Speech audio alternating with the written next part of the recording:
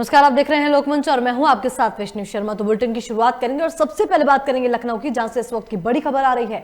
आपको बता दें कि रक्षा मंत्री राजनाथ सिंह लखनऊ पहुंच चुके हैं। बताया जा रहा है कि विधायकों ने रक्षा मंत्री का एयरपोर्ट पर जोरदार स्वागत किया है। वहीं आपको बता दें कि बीजेपी की प्रदेश कार्य समिति का राजनाथ सिंह जो है उद्घाटन करेंगे। वहीं इंदिरा गांधी प्रतिष्ठान में आयोजित प्रदेश कार्य समिति की बैठक में वे हिस्सा लेंगे। इस वक्त की बड़ी जानकारी आपको दे रहे लखनऊ से है, जहां लखनऊ में रक्षा मंत्री राजनाथ सिंह पहुंचे हैं। बताया जा रहा है कि विधायकों ने रक्षा मंत्री का एयरपोर्ट पर जोरदार स्वागत किया है। वहीं बता दें आपको कि बीजेपी की प्रदेश कार्य समिति का राजनाथ सिंह उद्घाटन करेंगे। साथ ही इंदिरा गांधी प्रतिष्ठान में आयोजित प्रदेश कार्य समिति की बैठक में भी शामिल होंगे।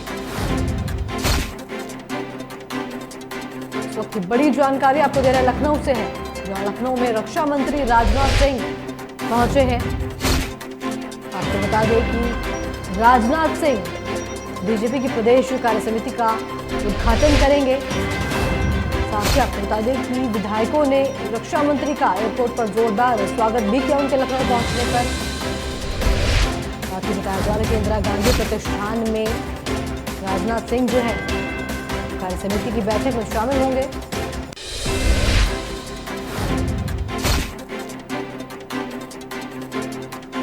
और इस खबर पर ज्यादा जानकारी के लिए लखनऊ से हमारे संवाददाता आसिफ बेग हमारे साथ फोन लाइन पर जुड़ गए हैं। जी आसिफ, बताया जा रहा है कि रक्षा मंत्री राजनाथ सिंह लखनऊ पहुंचे, क्या कुछ पूरा कार्यक्रम रहेगा? बता दूं कि आज जो है प्रदेश बीजेपी प्रदेश कार्य समिति की बैठक जो है चल रही है और जिसकी अध्यक्षता जो है स्वतंत्र सिंह कर रहे हैं और इसमें जो है राजनाथ सिंह शामिल हुए हैं। यह बैठक जो है काफी अहम भी मानी जा रही है, क्योंकि जो 2022 का चुनाव है उसको लेकर भी मंथन किया जा रहा है। साथ ही साथ इस बैठक में जो प्रत्याशी घोषित होने हैं उनके नामों की भी चर्चा चल रही है और इसको लेकर आने वाले चुनाव में प्रदेश को कितना मजबूत बीजेपी को मजबूत बनाया जाए, इसके लिए भी कैडर स्तर पर कितनी मजबूती देनी है, इसको लेकर भी बैठक चल रही है। और इसमें अहम सुझाव जो है पदाधिकारियों से भी मांगे जा रहे हैं और इस बैठक में जो है कई मंत्री भी शामिल हुए हैं और कई जो है बड़े नेता भी शामिल हुए हैं और इस बैठक में काफी मंथन पार्टी को आगे बढ़ाने के लिए किया जा रहा है। जी आसिफ, मौके पर क्या कुछ व्यवस्थाएं की गई है? बताया जा रहा है कि जो राजनाथ सिंह है वो कार्य समिति का उद्घाटन भी करेंगे, साथ ही बैठक में भी शामिल होंगे, तो उसको लेकर व्यवस्थाओं का क्या कुछ वो है? जी बिल्कुल, आपको बता दूं कि जो बैठक है उसके लिए भी सुरक्षा के पुख्ता इंतजाम किए गए हैं। वहीं जो उद्घाटन कार्यक्रम है राजनाथ सिंह जी का, उसके लिए भी काफी तैयारी की गई है और इसको लेकर जो है पुलिस प्रशासनिक अमला भी काफी जो है सजग है। और आपको बता दूं कि जगह जगह कल देर शाम जो है एयरपोर्ट पर पहुंचने के साथ ही राजनाथ सिंह का स्वागत भी जोरदार तरीके से किया गया। जगह जगह स्वागत का कार्यक्रम भी है और साथ ही साथ जो है आम लोगों से भी राजनाथ सिंह ने मुलाकात किया और समस्याओं को लेकर कई लोगों ने भी मुलाकात किया और लगातार जो है बैठक का भी सिलसिला है। इसको लेकर जो है काफी कुछ जो है देखने को मिला। जी बहुत बहुत शुक्रिया आसिफ इस खबर पर तमाम जानकारी के लिए।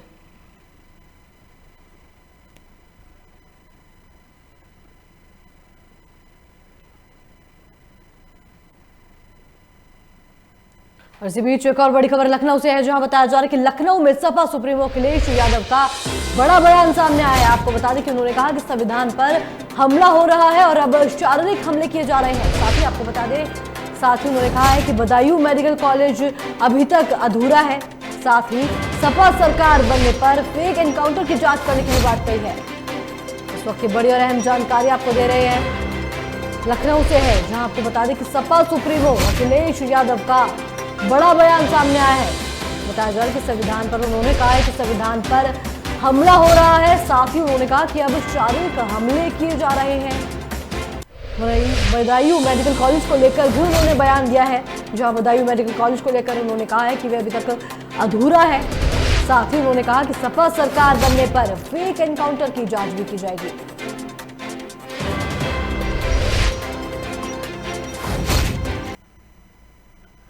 भारत में माहौल खराब करने के जिम्मेदार माने जा रहे पीएफआई पर यूपी पुलिस की एसटीएफ का शिकंजा कसा जा रहा है और इसी क्रम में एसटीएफ ने देश में बड़ी आतंकी गतिविधियों में शामिल होने के आरोपित राशिद का बस्ती रेलवे स्टेशन से गिरफ्तार कर लिया है। वहीं आरोपी के पास से आतंकी ट्रेनिंग के संदिग्ध सीडी और डॉक्यूमेंट मिले हैं, जिसके बाद एसपी बस्ती ने राशिद अहमद की गिरफ्तार होने की पुष्टि की है। आपको बता दें कि आतंकी गतिविधियों में शामिल एक संदिग्ध को एसटीएफ गोरखपुर यूनिट ने रविवार को बस्ती रेलवे स्टेशन के पास से दबोच लिया था।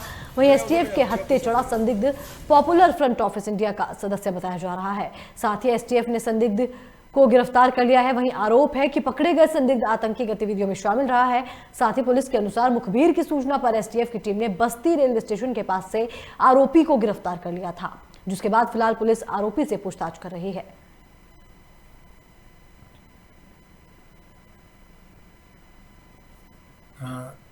एसटीएफ की जो टीम है उसके द्वारा एक संदिग्ध व्यक्ति को मुखबिर की सूचना के आधार पर गिरफ्तार किया गया था और जब उसको गिरफ्तार किया गया, उससे जामा तलाशी लिया गया तो उसके पास से कुछ संदिग्ध मटेरियल मिला, जिसमें देश विरोधी कुछ दस्तावेज थे और बाकी उनके पास से 2-3 आधार कार्ड मिले हैं जो कि फर्जी थे और एक मोबाइल उनके पास से बरामद हुआ है और एक सीडी भी उनके पास से मिली है जो कि संदिग्ध है।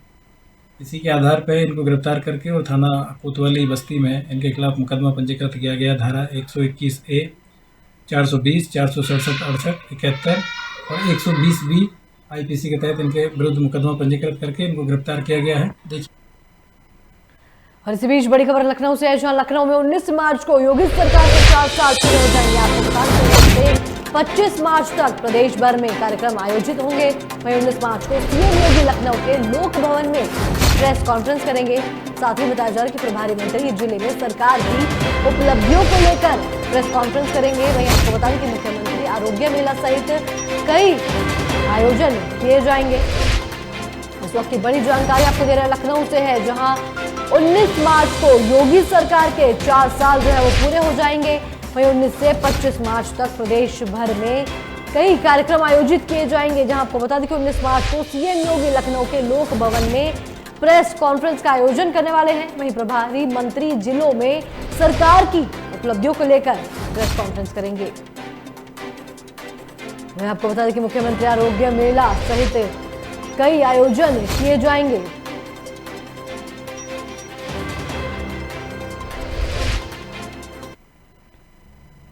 बहराइच में ड्रग वेयर हाउस और केंद्रीय औषधि भंडार के चार्ज के लिए पटल इंचार्ज की दबंगई का मामला सामने आया है। बताया जा रहा है कि सीएमओ के आदेश के बाद भी स्वास्थ्य कर्मचारी पटल का चार्ज नहीं छोड़ रहा है। वहीं बीते 4 मार्च को सीएमओ ने पंकज कुमार पटेल नाम के फार्मासिस्ट को ड्रग वेयर हाउस यूपीएमएससीएल का प्रभार दिया था, जिसमें फर्जीवाड़े के आरोप में मार्च में पुराने फार्मासिस्ट को हटाया गया। सीएमओ के आदेश पर चार्ज लेने गए फार्मासिस्ट से दबंग कर्मचारी ने अभद्र व्यवहार किया। वहीं फार्मासिस्ट को पटल का चार्ज नहीं देने की धमकी देकर मौके से ड्रग वेयर हाउस सेंटर से दबंग ने फार्मासिस्ट ने भगा दिया, जिसके बाद पीड़ित फार्मासिस्ट से सीएमओ बहराइच से मामले की शिकायत की। साथ ही सीएमओ राजेश मोहन श्रीवास्तव ने जांच के आदेश दिए हैं और एसडीएम और इंस्पेक्टर की उपस्थिति में चार्ज हस्तांतरित करने के आदेश भी जारी किए हैं।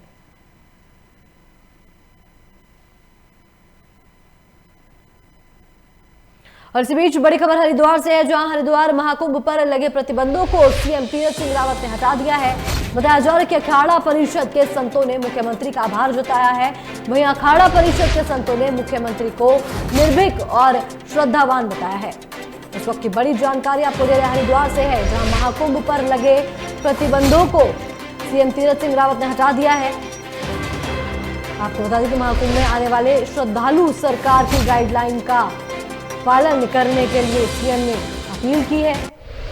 बताया जा रहा है कि अखाड़ा परिषद के संतों ने मुख्यमंत्री को निर्भीक और श्रद्धावान भी बताया है। साथ ही अखाड़ा परिषद के संतों ने मुख्यमंत्री का आभार जताया है।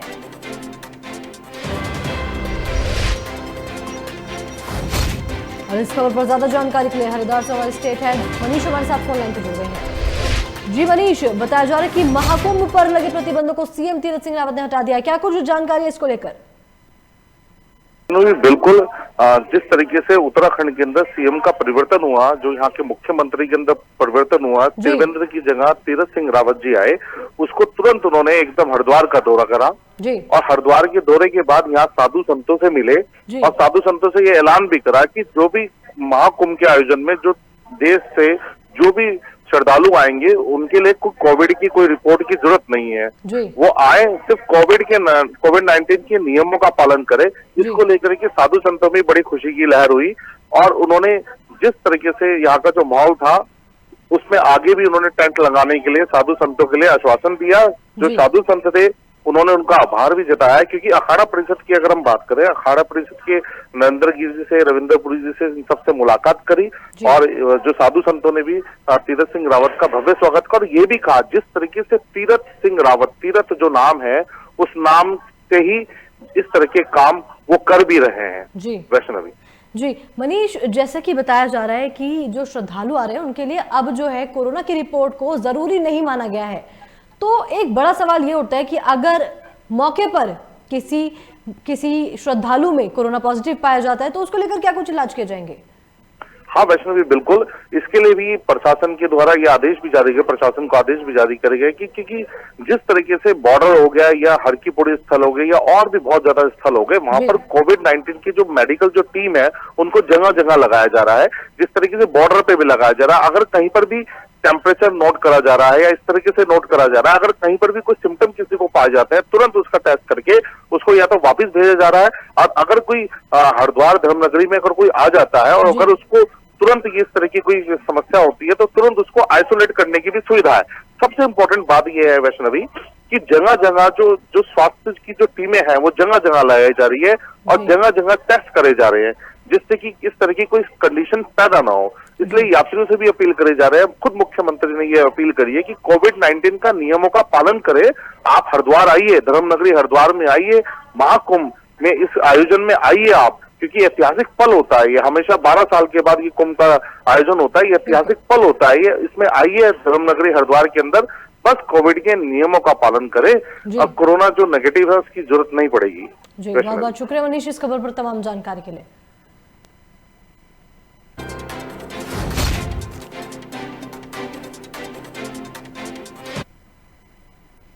और इसी बीच बड़ी खबर लखनऊ से है, जहां आपको बता दें कि नगर निगम के कर्मचारी आंदोलन करेंगे। बताया जा रहा है कि 7वें वेतनमान के अंतर के भुगतान की मांग को लेकर जो है नगर निगम के कर्मचारी जो है वो आंदोलन करेंगे।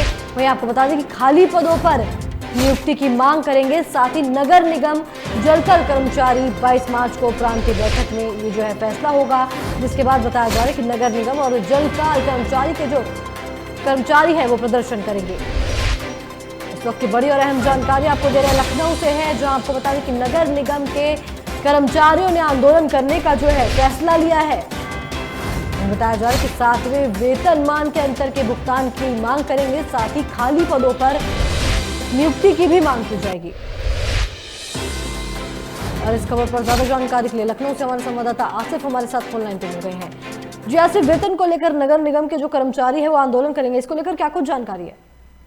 जी, आपको बता दूं कि जो है नगर निगम के कर्मचारियों वेतन न मिलने की वजह से नगर निगम के कर्मचारी जो है काफी जो है उनका परिवार भुखमरी की कगार पर पहुंच चुका है। कई बार मांग के बावजूद भी उनकी बातों को अनसुना कर दिया जा रहा है, जिसको लेकर जो है नगर निगम के कर्मचारियों ने जो है अब हड़ताल करने का मन बनाया है और 22 मार्च को प्रांतीय बैठक में आंदोलन की रूपरेखा तय की जाएगी और साथ ही साथ जो है खाली पदों पर नियुक्तियों की मांग भी लगातार की जा रही है। नगर निगम जलकर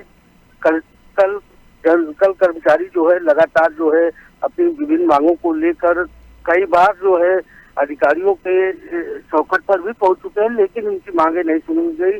यही वजह रही कि नगर निगम के कर्मचारी अब आंदोलन के मूड में दिखाई दे रहे हैं। जी बशवी जी, आसिफ बहुत बहुत शुक्रिया इस खबर पर तमाम जानकारी के लिए।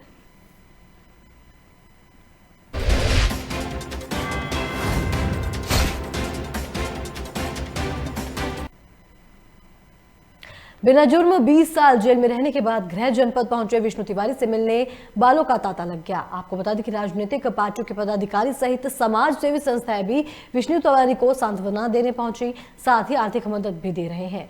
बताया जा रहा है कि विष्णु तिवारी से पुलिस अधीक्षक प्रमोद कुमार सहित मुख्य विकास अधिकारी उसके गाँव सिलावन पहुंचे, जहाँ उन्होंने विष्णु तिवारी सरकार की सभी योजनाएं दिलाए जाने के साथ ही रहने के लिए प्रधानमंत्री ग्रामीण आवास योजना के तहत घर बनवाने के साथ विष्णु तिवारी को रोजगार से जोड़ने की जल्द से जल्द आश्वासन दिया है।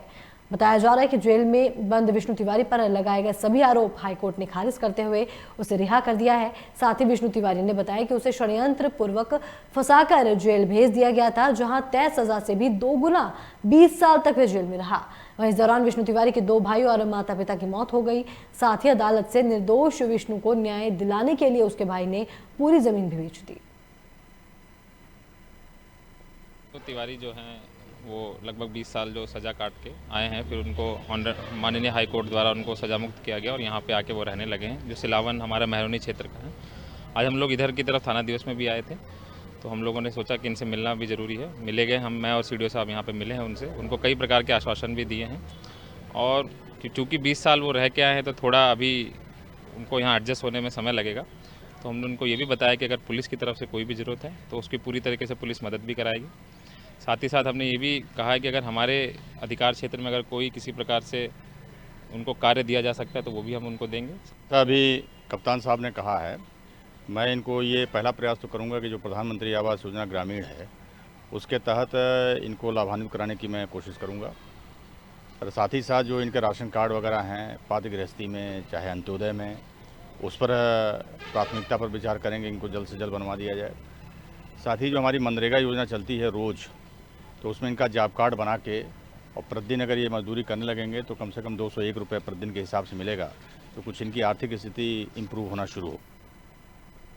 और इसी बीच बड़ी खबर लखनऊ से है, जो आपको बता दें कि लखनऊ में पंचायत चुनाव में आरक्षण आवंटन मामले में हाईकोर्ट में आज जो है सुनवाई होगी। आपको बता दें कि पिछली तारीख पर हाईकोर्ट ने 15 मार्च तक आरक्षण आवंटन प्रक्रिया पर रोक लगा दी थी, जिसके बाद आरक्षण रोटेशन को हाईकोर्ट लखनऊ बेंच में चुनौती दी गई है।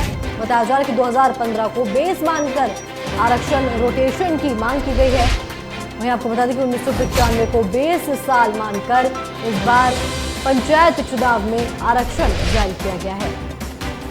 1995 को आरक्षण रोटेशन का बेस वर्ष मानने को चुनौती दी गई है। इस वक्त की बड़ी और अहम जानकारी आपको दे रहे हैं लखनऊ से है, जहां पंचायत चुनाव में आरक्षण आवंटन मामले में हाईकोर्ट में आज सुनवाई होगी।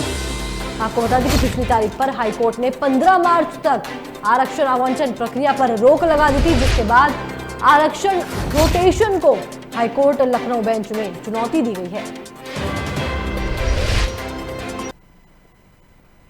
इस बीच बड़ी खबर लखनऊ से है, जहां बताया जा रहा है कि आज से 2 दिन तक बैंकों की हड़ताल रहेगी। आपको बता दें कि सार्वजनिक क्षेत्र के बैंकों के निजीकरण का विरोध जो है किया जाएगा। साथ ही केंद्र सरकार के फैसलों के खिलाफ जो है बैंक कर्मचारी है, जिसके चलते वे हड़ताल कर रहेंगे 2 दिन तक। वहीं आपको बता दें कि United forum of bank union की हड़ताल रहेगी, जहां करीब 10 लाख बैंक कर्मचारी हड़ताल में शामिल होंगे। वहीं आपको बता दें कि बैंक यूनियनों और वित्त मंत्रालय में बैठक हुई थी, जिसके बाद बताया गया कि बैंक कर्मचारियों ने 2 दिन के लिए बैंक की हड़ताल करने का फैसला लिया। वहीं सार्वजनिक क्षेत्रों के बैंकों के निजीकरण का विरोध किया जाएगा। साथ ही केंद्र सरकार के फैसले के खिलाफ जो है बैंक कर्मचारी हड़ताल कर रहे हैं।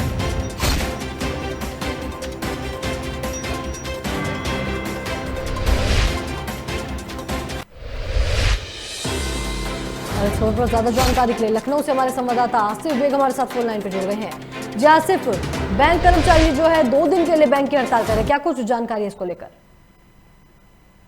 जी बस मैं बता दूं कि बैंक यूनियनों और वित्त मंत्रालय के बीच जो है बैठक हुई थी, जिसमें जो है केंद्र सरकार ने जो बैंक के निजीकरण की बात कही थी, तो उसका विरोध किया है और United forum of bank union की हड़ताल जो है इसी को लेकर की जा रही है और 2 दिनों तक बैंक कर्मी हड़ताल करेंगे और इसमें करीब 10 लाख कर्मचारी हड़ताल का हिस्सा बनेंगे। और उनकी सीधे तौर पर मांग है कि जो केंद्र सरकार बैंकों के निजीकरण में जुटी हुई है और निजीकरण कर देना चाहती है, उसका यह लोग जो विरोध कर रहे हैं। और आपको बता दूं कि जो बैंक की हड़ताल चल रही है, इससे काफी लोग प्रभावित हो रहे हैं। जो बैंक उपभोक्ता हैं जो है उनको काफी दिक्कतों का सामना भी करना पड़ रहा है हड़ताल की वजह से। हालांकि अब देखने वाली बात हो कि जिस तरह से विरोध जता रहे हैं बैंक कर्मचारी, इसका कितना उन्हें फायदा होगा यह समय बताएगा। लेकिन जो हड़ताल 2 दिनों तक चलने वाली है, इससे काफी व्यापारियों को भी काफी दिक्कतों का सामना करना पड़ सकता है। जी आसिफ, हड़ताल के बावजूद अगर बैंक कर्मचारियों की मांगे नहीं पूरी हुई तो उनका अगला कदम क्या कुछ होगा? जी बिल्कुल, जो है जो बैंक कर्मचारी हैं, जो नेता हैं, यूनियन फोरम के जो पदाधिकारी हैं, उसको लेकर आगे की रणनीति बना रहे हैं। बैंक कर्मियों का कहना है कि अगर सरकार इसका निजीकरण कर देती है तो इसको लेकर वह आगे और भी बड़ा आंदोलन करेंगे और जिसकी सीधे जिम्मेदारी सरकार की होगी और आगे भी जो है रणनीति तय की जा रही है। जी वैष्णवी, बहुत बहुत शुक्रिया आसिफ इस खबर पर तमाम जानकारी के लिए।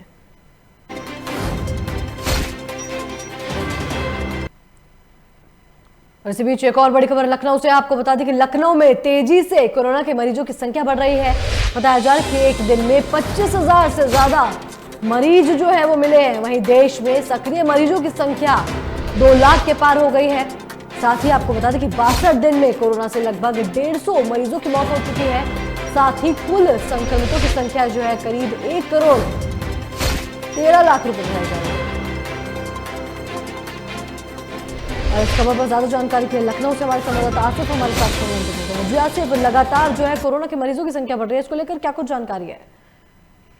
जी बस मैं बता दूं कि इस साल जो है कोरोना के मरीजों की संख्या में काफी हद तक लगातार जो है इजाफा होता चला जा रहा है। कोरोना ने इस साल का रिकॉर्ड भी तोड़ दिया है। एक दिन में करीब 25,000 से ज्यादा मरीज जो है कोरोना पॉजिटिव मिले हैं। और आपको बता दूं 3 महीने बाद देश में सक्रिय मरीजों की संख्या 2 लाख के पार पहुंच गई। हालांकि सरकार ने इसको लेकर काफी तैयारी की थी, काफी जागरूकता अभियान भी चलाया कि कोरोना को रोका जा सके। इसके लिए वैक्सीन भी लगवाई जा रही है। लेकिन जिस तरह से कोरोना के मरीज लगातार बढ़ रहे हैं, इसको लेकर एक चिंता का विषय हुआ है। रविवार को यूपी में करीब 178 नए मरीज भी कोरोना पॉजिटिव के मिले हैं और इस हिसाब से 62 दिन में कोरोना से लगभग 150 मरीजों की मौत भी हो चुकी है, जिसको लेकर सरकार जो है चिंता में है और आम लोग भी काफी जो है इसमें दहशत में महसूस कर रहे हैं। हालांकि जो है सरकार जो है लगातार जो है इसको बचाव के लिए जो है लोगों को जागरूक भी कर रही है, लेकिन इसका सीधा असर जो है जिस तरह से कोरोना मरीजों की संख्या बढ़ती जा रही है उससे या कहीं ना कहीं लग रहा है कि इसमें लापरवाही की वजह से मरीजों की संख्या में इजाफा हो रहा। अगर यही हाल रहा तो जल्द ही जो है और भी मरीजों की संख्या बढ़ती जाएगी और जिनके इलाज में भी सरकार जो तैयारी कर रखी है इलाज के लिए, हालांकि तैयारी दावा किया जा रहा है कि जो मरीज है उनका बेहतर इलाज किया जा रहा है, लेकिन कई हॉस्पिटल में यह भी देखा गया है कि मरीजों के इलाज में काफी लापरवाही बरती जा रही है, उनसे मनमाना जो है पैसा वसूला जा रहा है। यह भी एक गंभीर विषय है। फिलहाल देखना यह है कि जो मरीजों की संख्या बढ़ रही है, स्वास्थ्य महकमा इस पर काबू करने के लिए क्या रणनीति बनाता है और सरकार इस पर क्या कार्रवाई करती है। जी वैष्णवी, बहुत बहुत शुक्रिया आसिफ इस खबर पर तमाम जानकारी के लिए।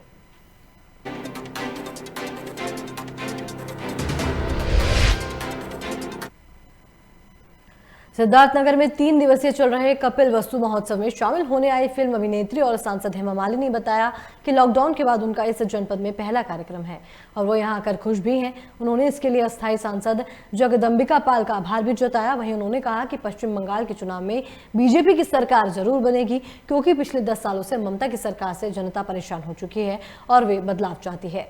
और हमारे अर्बन डेवलपमेंट कमेटी का भी चेयरमैन है, तो हमारी काफ़ी अच्छा मुलाकात होती रहती है और बहुत सारे हम लोग काम करते हैं साथ में। मैडम, आप चूंकि सांसद भी हैं, बंगाल में चुनाव चल रहा है, ममता बनर्जी कहीं खेला हुए, आपको क्या लगता है यहाँ पे पश्चिम बंगाल में क्या स्थिति रहेगी बीजेपी? पश्चिम बंगाल में हम लोग जरूर जीतेंगे। हमारी सरकार जरूर बननी चाहिए। हाई टाइम कि हमारी सरकार वहाँ आए, क्योंकि ममता जी काफ़ी साल तक रह चुकी हैं, 10 साल उनका काम हो चुका है। अभी डेफिनेटली पब्लिक भी वहाँ बदलाव चाहते हैं, तो बदलाव के तौर पर हमारी सरकार आएगी तो बहुत ही अच्छा रहेगा हमारे बंगाल के लोगों को। बंगाल के लोग बड़े अच्छे हैं और वो भी इंतजार कर रहे हैं कि कब हमारी सरकार आ जाए उधर।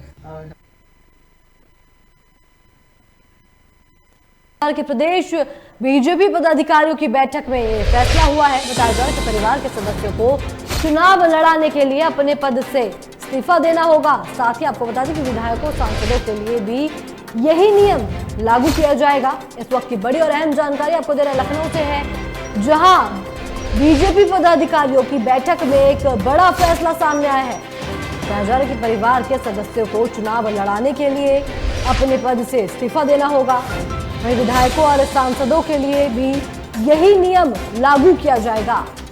मैं आपको बता दें कि कैडर के कार्यकर्ताओं को ही चुनाव लड़ाया जाएगा, साथ ही संगठन में जगह नहीं पाने वाले चुनाव लड़ सकेंगे। वक्त की बड़ी और अहम जानकारी आपको दे रहे हैं लखनऊ से है, जहां प्रदेश बीजेपी पदाधिकारियों की बैठक में एक अहम फैसला आया सामने है। मैं आपको बता दें कि परिवार के सदस्यों को चुनाव लड़ाने के लिए अपने पद से इस्तीफा देना होगा। साथ ही ये जो फैसला आया है ये विधायक और सांसदों के लिए भी लागू किया जाएगा।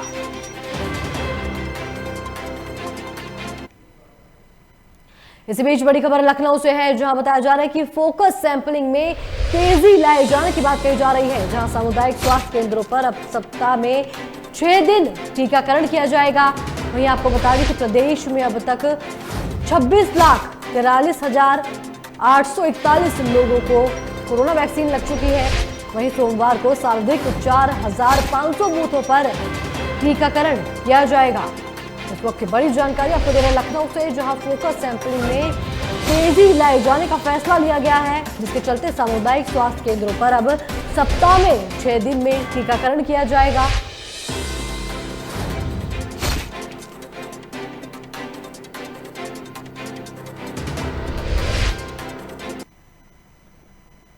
सुपौल जिला अपना 31वां स्थापना दिवस मना रहा है, जिसको लेकर शहर के गांधी मैदान में कार्यक्रम का आयोजन किया गया, जिसका विधिवत शुरुआत जिले के प्रभारी डीएम मुकेश कुमार और एसपी मनोज कुमार ने किया।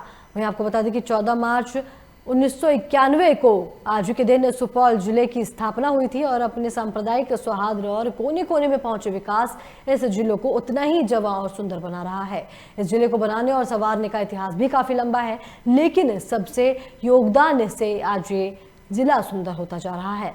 वहीं वहां के प्रमुख राजनेताओं में पूर्व रेल मंत्री ललित बाबू, पूर्व सीएम जगन्नाथ मिश्रा और विजेंद्र प्रसाद यादव ने इसे विकसित बनाने में कोई कोर कसर नहीं छोड़ा है। जिसके बाद जिला स्थापना दिवस के मौके पर शहर के गांधी मैदान में आयोजित कार्यक्रम में एसपी मनोज कुमार ने कहा कि समय के साथ जिला विकास कर रहा है और लोगों का सौहार्द इसे और सुंदर बना रहा है। आज सुपौल जिला का 31वां स्थापना दिवस है और बहुत ही गर्व के साथ जिले के कमान में जिलावासियों के साथ लेकर के मनाया जा रहा है। अन्य वक्ताओं को सुना हूँ, बहुत अच्छा लगा सुन करके कि भौतिक प्रगति के को लेकर सुपौल ने बहुत ही विकास किया है। शिक्षा में हो, स्वास्थ्य में हो, अब आपका क्वालिटी वाला हॉस्पिटल भी कर तैयार हो गया है। आने वाले कल में टाउन हॉल और सम्राट अशोक भवन भी लगभग तैयार है, जो आने वाले कल में जिला को समर्पित हो सकेगा। यह आपकी जिम्मेवारी है, हम लोग आपको जिम्मेवारी सौंपते हैं, क्योंकि यहाँ के लोग ही इस चीज़ों को आगे बढ़ाते हैं। जिला में प्रशासनिक पदाधिकारी आते हैं, चले जाते हैं, लेकिन जो हम लोग काम करके जाते हैं वही आप लोग याद करते हैं। और स्थापना दिवस एक माध्यम है जिसमें हम सभी एक दूसरे से सामंजस्य से बैठा करके जिला को आगे किस पथ पर ले जाना है, सभी का सहयोग मिलता है, तभी प्रशासन काम करता है। इसी के साथ इस बुलेटिन में फिलहाल इतना ही। बाकी की तमाम खबरों के देखते रहिए लोकमंच।